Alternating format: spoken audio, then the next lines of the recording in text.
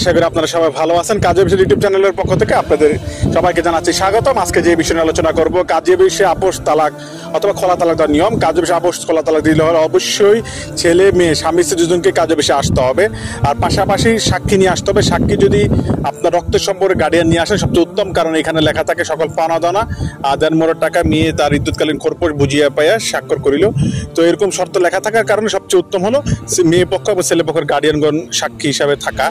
তো আর ছেলে মেয়ে দুজনকে যে রেজিস্টার বালাম বই আছে, রেজিস্টার বালাম বইতে স্বাক্ষর করতে হবে। স্বাক্ষর করার পরে সাক্ষীরে স্বাক্ষর করার পরে আপোষ এবং খোলা তালাকটি কমপ্লিট করতে পারবেন। তো এটা 3 মাস ইদ্যুৎকালীন সময় পার করতে হবে মেয়েদের। 3 মাস ইদ্যুৎকালীন সময় পার করার পরে মেয়েরা চাইলে অন্য জায়গায় বিয়ে করতে পারবে, আর ছেলেরা চাইলে যে কোনো সময় বিয়ে করতে পারবে।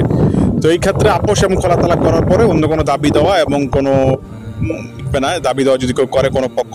তো আজকে এই পর্যন্ত। আশা করি সবাই ভালো থাকবেন। এখনো যারা আমাদের ইউটিউব চ্যানেল সাবস্ক্রাইব করেননি, ইউটিউব চ্যানেল সাবস্ক্রাইব করে পাশে থাকা ভিডিওটি পেশ করে দিবেন, যাতে সবার আগে নিত্য নতুন ভিডিও আপনার কাছে পৌঁছে যায়। আল্লাহ হাফেজ। আসসালামু আলাইকুম রহমতুল্লাহ।